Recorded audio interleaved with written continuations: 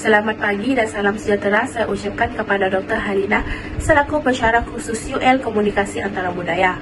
Perkenalkan, nama saya Grace Michelle Usang yang memegang nomborkan metrik BE 24110155. Pada hari ini, saya akan memulakan pembentangan grup proyek kami yang bertajuk Isu Implikasi Teknologi Kecerdasan Buatan. Seperti kita sedia maklum, perkembangan teknologi yang pesat pada zaman kini telah membuka peluang kepada kemunculan berbagai jenis teknologi yang canggih yang ada di dalam dunia, termasuklah teknologi kecerdasan buatan. Jadi, apakah itu teknologi kecerdasan buatan? Teknologi kecerdasan buatan atau lebih dikenali sebagai Artificial Intelligence yaitu AI merupakan salah satu cabang teknologi komputeran yang dirancang ataupun direka untuk membantu dalam menyelesaikan masalah-masalah ataupun kerja-kerja yang memerlukan kecerdasan dan kepandaian manusia. Dalam konteks ini, ia memberikan penyelesaian kepada persoalan-persoalan yang dihadapi melalui penggunaan medium seperti Google Assistant, Microsoft, ChatGPT, dan Siri untuk memberikan maklumat serta idea dalam melaksanakan tugas-tugas yang diberikan. Hal ini memudahkan seseorang individu untuk mencari maklumat dalam rangkaian internet sebagai sumber rujukan untuk menyelesaikan tugas-tugas yang diberikan. Selain itu, perkembangan teknologi ini telah membuka peluang kepada AI untuk melancarkan komunikasi antara masyarakat seantero dunia. Hal ini dikatakan demikian karena perkembangan teknologi kecerdasan buatan ini telah mendorong kepada kemunculan berbagai jenis media sosial yang membantu dalam melancarkan komunikasi dan interaksi antara masyarakat. Contohnya, penggunaan media sosial seperti WhatsApp, Facebook, Telegram, Instagram, WeChat, dan sebagainya membantu dalam memudahkan komunikasi antara masyarakat berbagai kaum di mana saja mereka berada. Hal ini karena penggunaan media sosial membantu dalam memberikan maklumat, menyalurkan maklumat, dan mendapatkan maklumat daripada media sosial yang telah saya sebutkan tadi. Hal ini akan memudahkan seseorang individu untuk terus berinteraksi dan mendapatkan maklumat daripada masyarakat di luar sana tanpa mengira batas waktu dan jarak. Oleh itu, penggunaan teknologi kecerdasan buatan ataupun AI ini telah memberikan perubahan yang signifikan dalam cara individu berkomunikasi dan membawa perubahan kepada gaya hidup seseorang. Itu saja dari saya, terima kasih. Kajian ini dijalankan untuk mencapai 3 objektif utama, yaitu menerangkan konsep asas kecerdasan buatan, atau dalam bahasa Inggrisnya adalah Artificial Intelligence, serta bagaimana teknologi ini mempengaruhi bidang komunikasi. Objektif seterusnya adalah kami akan mengenal pasti dan membincangkan kebaikan teknologi kecerdasan buatan dalam meningkatkan komunikasi serta impaknya terhadap perubahan budaya dalam masyarakat. Objektif yang terakhir adalah kami akan mengenal pasti dan membincangkan keburukan teknologi kecerdasan buatan AI terhadap komunikasi budaya dalam masyarakat. Assalamualaikum dan salam sejahtera. Saya teruskan pembentangan dengan 3.0 yaitu dapatan kajian.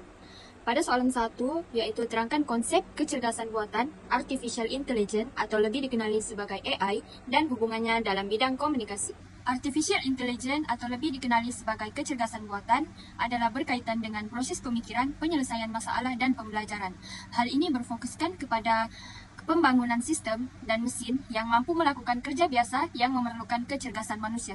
Menurut satu tokoh yaitu John McCarthy 2007, AI ini adalah ilmu dan teknik dalam mencipta mesin yang bersifat cerdas, yang dapat dikategorikan kepada 3 jenis yaitu Narrow AI, General AI, dan Super Intelligent AI, yang 2 daripada 3 jenis ini hanya dapat dijadikan teori buat masa ini dan yang berfungsi sepenuhnya adalah Narrow AI yang sering digunakan oleh masyarakat pada ketika ini. Masuk kepada hubungannya dalam bidang komunikasi adalah penyebaran maklumat dengan lebih efisien. Hal ini kerana AI ini mampu mengoptimumkan bagaimana maklumat dibina, disampaikan dan diterima oleh khalayak yang betul. Dan juga AI ini menggunakan satu algoritma yang canggih bagi menganalisis data khalayak. Menurut satu tokoh yaitu Stephen T. Hedetniemi 1977, algoritma merupakan urutan-urutan yang terbatas dari operasi yang memerlukan memori dan waktu untuk menyelesaikan masalah. Sebagai contoh, kewujudan algoritma media sosial yang dapat digunakan oleh khalayak ramai yaitu pengguna Facebook, Instagram ataupun Twitter. Seterusnya, hubungan AI dalam bidang komunikasi iaitu peningkatan komunikasi multibahasa. AI ini berperanan penting dalam memecahkan halangan berkomunikasi kepada orang yang berlatar belakangkan budaya dan linguistik yang berbeza. AI mampu menterjemah lebih daripada 100 bahasa yang ada di seluruh dunia. Hal ini kerana seperti yang kita tahu di seluruh dunia mempunyai pelbagai variasi bahasa yang berbeza. AI mampu menterjemah seperti teks, audio atau video dengan segera. Platform AI seperti Google Translate yang sering digunakan bagi menterjemah bahasa asing. Bukan itu sahaja, website DeepL juga yang menyediakan terjemahan yang lebih lancar dan juga semula jadi. Hal ini mampu memberi kesan kepada seluruh masyarakat di seantero dunia yang dapat berkomunikasi tanpa halangan dengan pengguna teknologi AI yang memberi mereka kefahaman bahasa antara satu sama lain. Assalamualaikum dan salam sejahtera kepada Profesor Madya Dr. Halina Sendra Muhammad Yakin. Saya Nuraifa Asila binti Syarifuddin akan menerangkan dapatan kajian bagi soalan kedua iaitu bincangkan kebaikan teknologi kecerdasan buatan AI terhadap komunikasi dan budaya masyarakat. Antara kebaikannya ialah yang pertama dapat meningkatkan efisiensi komunikasi di mana chatbot AI memudahkan komunikasi automatik dengan pelanggan. Bukan itu sahaja, email automatik dan terjemahan bahasa masa nyata mempercepatkan komunikasi antara individu dengan bahasa yang berbeza. Seterusnya, yang kedua, dapat memperibadikan pengalaman pengguna di mana enjin cadangan AI seperti Netflix, YouTube mencadangkan kandungan berdasarkan minat individu. Pemasaran menggunakan AI menyasarkan mesej yang tepat kepada pelanggan. Yang ketiga pula dapat memberikan peluang pendidikan di mana AI membantu dalam pembelajaran dalam talian sebagai contoh Duolingo dan Coursera dengan menyesuaikan tahap kesukaran berdasarkan prestasi individu. Ia juga memudahkan pembelajaran bahasa asing dan meningkatkan akses pendidikan global. Kemudian yang keempat dapat memudahkan komunikasi antara budaya iaitu seperti terjemahan automatik seperti Google Translate, mengatasi halangan bahasa dan memperkukuhkan hubungan antarabangsa dan integrasi global. Dan yang terakhir iaitu yang kelima, ia menyokong penciptaan kandungan kreatif di mana AI membantu dalam penciptaan kandungan seperti video, artikel dan muzik yang relevan dengan budaya dan norma masyarakat. Sekian, terima kasih. Seterusnya, seperti yang kita tahu, setiap perkara di dunia ini mempunyai kebaikan dan keburukannya yang tersendiri. Oleh itu, saya akan membentangkan tentang keburukan teknologi kecerdasan buatan ataupun AI terhadap komunikasi dan juga budaya. Pertama sekali ialah penyebaran informasi yang semakin berleluasa. Seperti yang kita tahu, siapa saja boleh menyebarkan sebaran informasi dalam sekelip mata. Dan walaupun hal ini terdengar seperti perkara yang baik, terdapat berbagai jenis informasi yang boleh disebarkan oleh masyarakat. Dan terdapat juga segelintir pihak yang tidak bermodal menggunakan AI untuk menghasilkan artikel yang mengandung unsur-unsur negatif untuk memanipulasi masyarakat. Dengan kemampuan AI yang boleh menghasilkan sebuah artikel dengan cukup baik, hal ini dapat membantu pihak-pihak yang tidak bertanggung jawab itu untuk meyakinkan lagi orang ramai. Menurut Dingle, potensi penyalahgunaan AI ini meningkat disebabkan oleh kemampuannya dan terdapat sebuah kes di mana terdapat pihak pengganas yang menggunakan AI untuk menyebarkan ideologi dan propaganda mereka kepada orang awam. Oleh hal yang demikian, kita dapat lihat bahawa penggunaan AI dapat memberi kesan yang negatif kepada komunikasi. Seterusnya ialah penggunaan AI dalam isu penipuan. AI sangatlah terkenal dengan kemampuannya dalam menghasilkan video, audio, gambar dan juga teks yang sangat realistik. Oleh itu, terdapat sesetengah orang yang menggunakan AI untuk membantu mereka menipu orang lain. Sebagai contoh, mereka menggunakan deepfake untuk menipu mangsa dengan menghasilkan suara kenalan mereka sendiri dan meminta pertolongan mereka, terutama sekali dari segi keuangan. Hal ini cukup meyakinkan mereka sehingga mereka jerumus dan mengirimkan uang mereka kepada penipu tersebut. Tambahan pula, penipu-penipu ini seringkali menggunakan aplikasi seperti WhatsApp, Instagram, dan TikTok untuk berkomunikasi dengan mangsa-mangsa mereka. Pada tahun 2024, terdapat sebanyak 400 orang yang telah ditipu oleh skema yang menggunakan deepfake.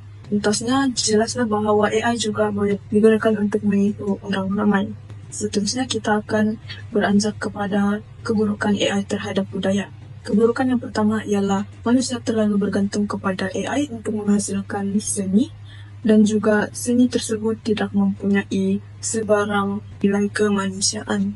Kita tahu bahawa AI mampu menghasilkan gambar ataupun video ataupun muzik mengikuti arahan daripada manusia. Jelas sekali kita boleh menggunakan AI untuk membantu kita. Tetapi apabila hal ini sering kali berlaku, manusia terlalu bergantung kepada AI dan hal ini menyebabkan kemerosotan dalam kreativiti setiap individu tersebut. Malahan, hasil karya seni yang dihasilkan oleh AI itu mempunyai kekurangan, terutamanya sekali dari segi sentuhan manusia dan juga nilai sentimental. Kerana seni merupakan sebuah cara untuk seseorang individu itu mengekspresikan emosi dan juga idea mereka. Dari itu, kita boleh melihat bahawa bukan sahaja penggunaan AI ini memberi kesan kepada kreativiti manusia dan juga kebergantungan manusia, tetapi seni yang dihasilkan juga kurang mempunyai nilai-nilai kemanusiaan, mengajar nilai-nilai murni. Hal ini demikian kerana AI merupakan sebuah medium yang boleh membantu manusia dalam mempelajari sesuatu yang baru, yang juga mudah untuk diakses dan juga dapat menjimatkan kos serta masa.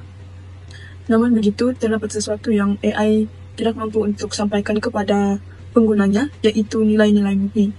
Seperti yang kita tahu, apabila seorang murid datang ke sekolah dan belajar dengan gurunya, guru itu tidak hanya mengajar mereka tentang suatu subjek yang spesifik, tetapi juga dapat mengajar mereka tentang nilai-nilai murni seperti adab, cara untuk bertutur dengan baik dan juga tata susila kepada mereka. Oleh hal yang demikian, apabila masyarakat lebih menggunakan AI berbanding dengan belajar dengan guru mereka sendiri, mereka akan kurang mendapat nilai-nilai murni dalam diri mereka sendiri. Kesimpulannya, penciptaan AI ini membawa kebaikan dan juga keberkahan kepada manusia. Oleh itu, kita hendaklah menjadi pengguna yang bijak dan memanfaatkan AI itu untuk kita sendiri. Seterusnya, untuk metodologi atau kaedah kajian yang digunakan adalah soal selidik dengan menggunakan Google Form untuk mengkaji persepsi 30 orang pelajar dalam kelas komunikasi antarabudaya Seksyen 3, di mana ia berkaitan dengan impak teknologi kecerdasan buatan AI. Kajian ini melibatkan beberapa langkah utama, iaitu penentuan objektif, menentukan kefahaman dan persepsi individu terhadap AI, serta potensi manfaat atau cabaran yang dihadapi. Seterusnya, untuk bahagian soal selidik terbahagi kepada 4 bahagian, di mana bahagian pertama demografi, umur, jantina, tahap pendidikan dan fakulti, bahagian kedua pemahaman tentang AI, bahagian ketiga persepsi terhadap kebaikan AI dalam komunikasi dan budaya, dan yang keempat pengalaman dan keburukan AI dalam penggunaan Google Form mudah disebarkan melalui media sosial dan aplikasi komunikasi yang mengandungi persetujuan responden. Berikut merupakan hasil kajian bahagian A, demografi responden. Berdasarkan data yang diperoleh, majoriti responden adalah perempuan sebanyak 86.7%, manakala lelaki hanya 13.3%. Perbezaan ini mungkin disebabkan oleh kurangnya penyertaan lelaki, sama ada disebabkan kurangnya minat atau kesukaran dalam memberi kerjasama. Kajian ini bertujuan untuk memahami persepsi terhadap impak kecerdasan buatan iaitu AI dalam kalangan mahasiswa subjek komunikasi antarabudaya Seksyen 3 di Universiti Malaysia Sabah. Penyertaan responden perempuan memberikan gambaran yang lebih mendalam dari perspektif mereka, namun kekurangan responden lelaki mungkin mempengaruhi keseimbangan hasil kajian. Seterusnya, dari segi umur, majoriti responden berusia 20 tahun iaitu sebanyak 60%, diikuti oleh kumpulan umur 22 hingga 25 tahun sebanyak 23.5%, kumpulan umur 19 tahun merupakan yang paling kecil iaitu 16.7%. Data ini menunjukkan bahawa kebanyakan responden terdiri daripada mahasiswa yang masih berada pada tahap awal pengajian.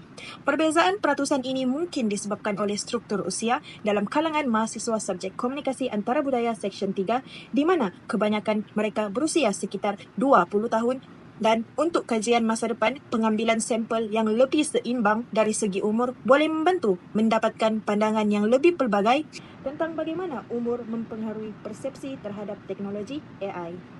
Seterusnya, dari segi tahap pendidikan, majoriti responden adalah pelajar ijazah sarjana muda sebanyak 70%, manakala 30% adalah pelajar diploma. Data ini mencerminkan bahawa kajian ini melibatkan lebih ramai pelajar di peringkat pengajian tinggi, khususnya dalam program ijazah sarjana muda. Perbezaan ini mungkin disebabkan oleh struktur akademik subjek komunikasi antarabudaya yang kebanyakannya diikuti oleh pelajar ijazah sarjana muda. Kajian masa depan boleh mempertimbangkan penglibatan yang lebih seimbang antara kedua-dua kumpulan untuk menilai kesan tahap pendidikan terhadap pemahaman mengenai teknologi AI.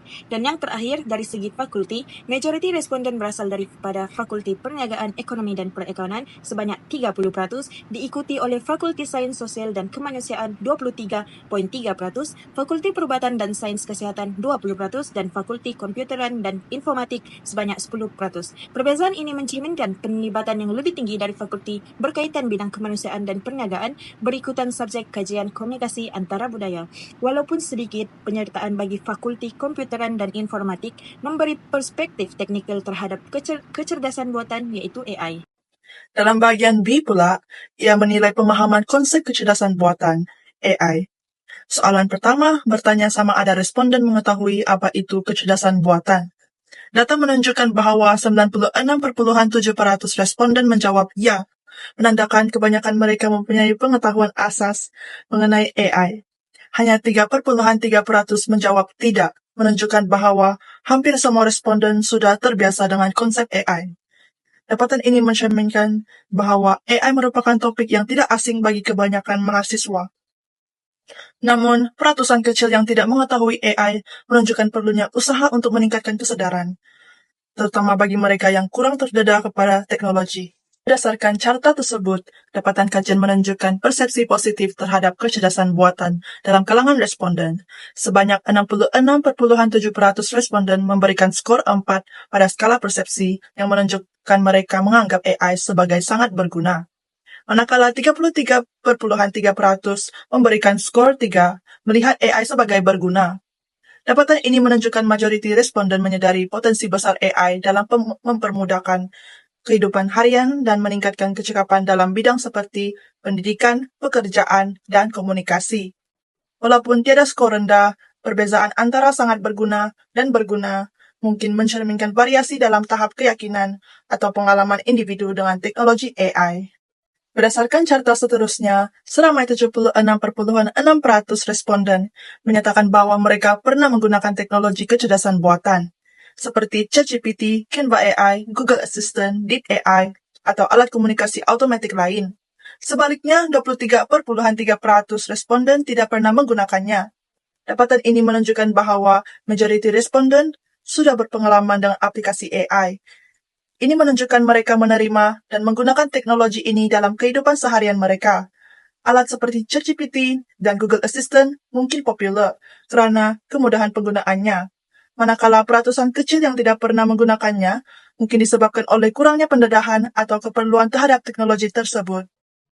Dalam bahagian C, soalan pertama mengenai peranan AI dalam memudahkan komunikasi menunjukkan bahawa 46.7% responden menjawab setuju dan 43.3% sangat setuju, menandakan persepsi positif terhadap AI sebagai alat komunikasi. Namun, 6.7% responden menjawab netral dan 3.3% menjawab tidak setuju yang mencerminkan pandangan yang lebih bervariasi yang mungkin dipengaruhi oleh pendedahan atau pengalaman pribadi dengan teknologi tersebut. Seterusnya, berdasarkan dapatan kajian, majoriti responden bersetuju bahawa kecerdasan buatan AI meningkatkan kecekapan komunikasi dalam organisasi atau pekerjaan. Sebanyak 50% responden menjawab sangat setuju dan 33.3% menjawab setuju, menunjukkan kesedaran positif terhadap manfaat AI dalam mempercepatkan aliran komunikasi profesional.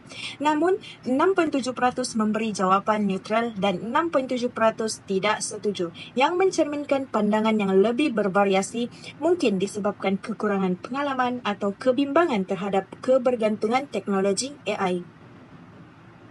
Persepsi positif ini mencerminkan potensi AI dalam mengoptimumkan komunikasi di tempat kerja. Seterusnya, berdasarkan dapatan kajian berikut, majoriti responden mempunyai pandangan sangat positif terhadap peranan kecerdasan buatan AI dalam memudahkan komunikasi antara individu yang berlainan bahasa dan budaya.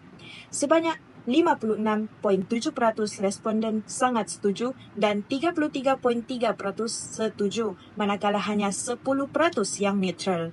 Dapatan ini menunjukkan keyakinan besar terhadap kemampuan AI seperti alat terjemahan automatik untuk mengatasi halangan bahasa dan budaya serta mempercepatkan interaksi lintas budaya. Walau terdapat sedikit keraguan, majoriti responden percaya AI memperkaya pemahaman global dan meningkatkan interaksi antara bangsa. Dan yang terakhir, bagi bahagian C, berdasarkan dapatan kajian tersebut, majoriti responden sangat bersetuju bahawa kecerdasan buatan AI membantu dalam pengurusan maklumat dan media sosial.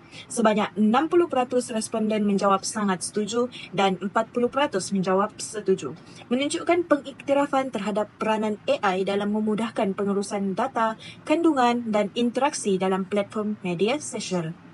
AI mempermudahkan pencarian maklumat, penyusunan kandungan, dan penyesuaian pengalaman pengguna dengan algoritma canggih, serta memberikan cadangan yang lebih tepat dan relevan. Dapatan ini menggambarkan kepercayaan tinggi terhadap kemampuan AI dalam mengoptimumkan proses pengurusan maklumat di dunia digital. Dan yang terakhir, untuk bahagian D, seperti yang Anda lihat, berdasarkan dapatan kajian, majoriti responden merasakan bahawa kecerdasan buatan AI berpotensi menyebabkan kehilangan pekerjaan dalam bidang komunikasi tradisional. Sebanyak 13.3% menjawab sangat setuju dan 40% menjawab setuju, yang menunjukkan kebimbangan mengenai impak AI terhadap pekerjaan di industri media cetak dan penyiaran. Sementara itu, 20% memilih neutral, 16.7% tidak setuju dan 10% sangat tidak setuju, yang mencerminkan pandangan yang lebih berhati-hati atau kurang pasti. Dapatan ini menggambarkan pandangan bercampur mengenai potensi AI untuk menggantikan pekerjaan manusia, dengan sesetengah responden yang melihatnya sebagai ancaman dan yang lain melihatnya sebagai peluang untuk meningkatkan kecekapan industri komunikasi.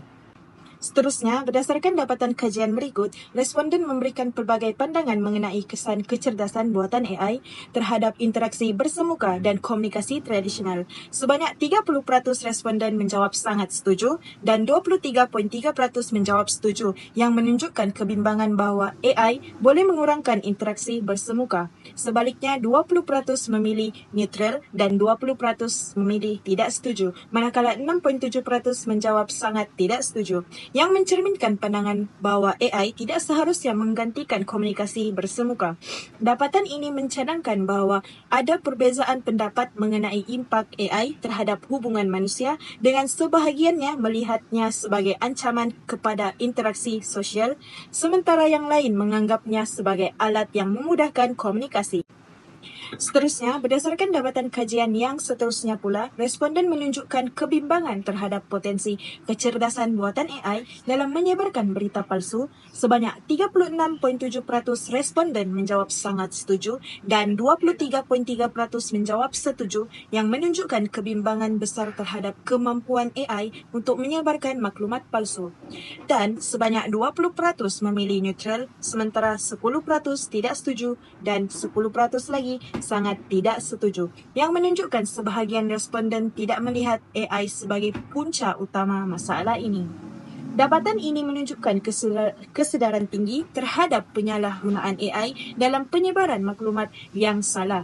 Oleh itu, penting untuk meningkatkan literasi media dan ketulusan algoritma AI untuk mengurangkan risiko penyebaran berita palsu.